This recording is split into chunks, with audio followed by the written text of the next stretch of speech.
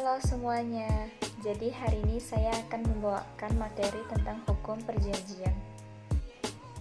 Definisi perjanjian batasannya telah diatur dalam Pasal 1313 KUH Perdata yang menyatakan bahwa suatu perjanjian adalah suatu perbuatan dengan mana satu orang atau lebih mengikatkan dirinya terhadap satu orang lain atau lebih. Perjanjian merupakan suatu perbuatan hukum yang menimbulkan akibat hukum. Pemenuhan hak dan kewajiban inilah yang merupakan akibat hukum suatu perjanjian, di mana pihak yang berkewajiban memenuhi isi perjanjian disebut debitur, sedangkan pihak yang berhak atas pemenuhan kewajiban itu disebut kreditur. Prestasi adalah kewajiban yang harus dipenuhi oleh debitur dalam setiap perikatan.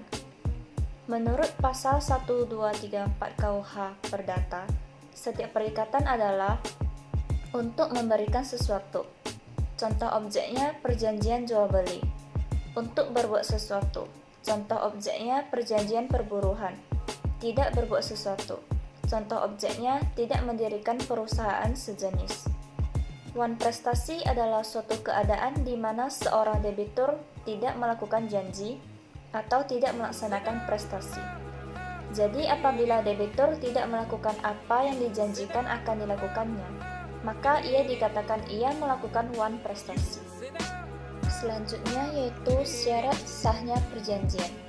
Suatu perjanjian dinyatakan sah apabila telah dipenuhi 4 syarat seperti yang ditegaskan dalam pasal 1320 KUH Perdata, yaitu yang pertama, kesepakatan mereka yang mengikatkan dirinya.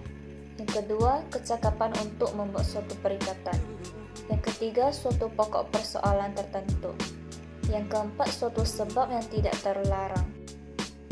Dua syarat yang pertama yaitu yang ke-1 dan kedua dinamakan syarat subjektif, dikarenakan mengenai pihak-pihak dalam suatu perjanjian atau subjek yang mengadakan perjanjian.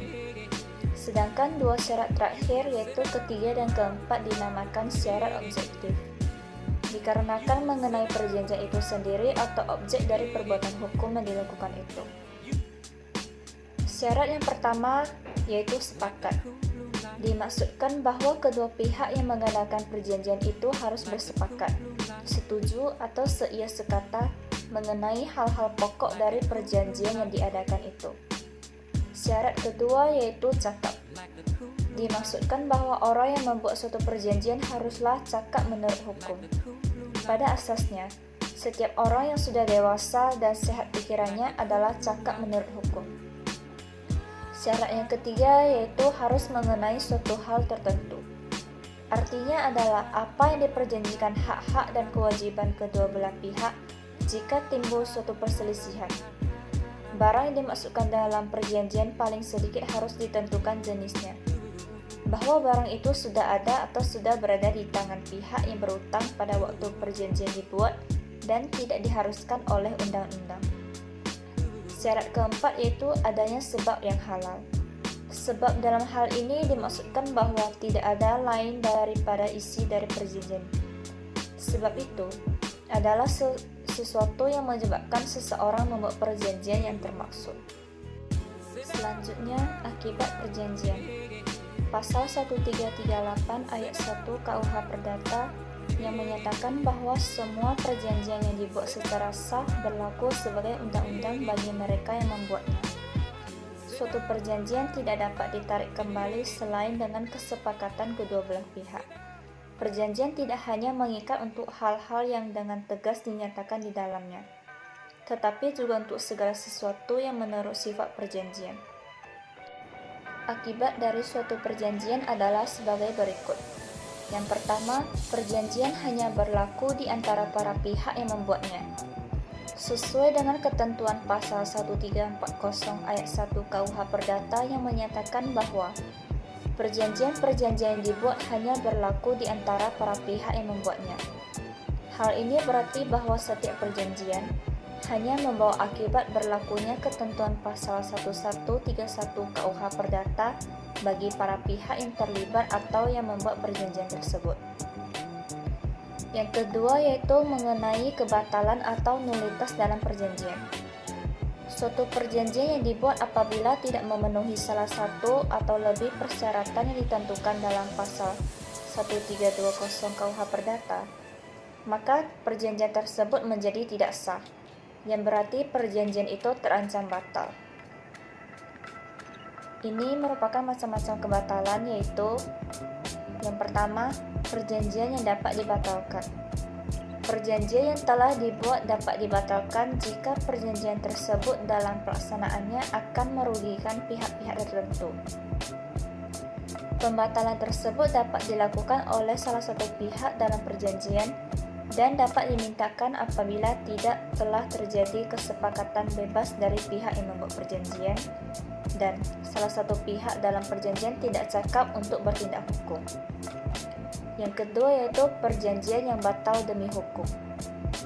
Suatu perjanjian dikatakan batal demi hukum, yang berarti perjanjian tersebut tidak dapat dipaksakan pelaksanaannya jika terjadi pelanggaran terhadap syarat objektif dari sahnya suatu perikatan.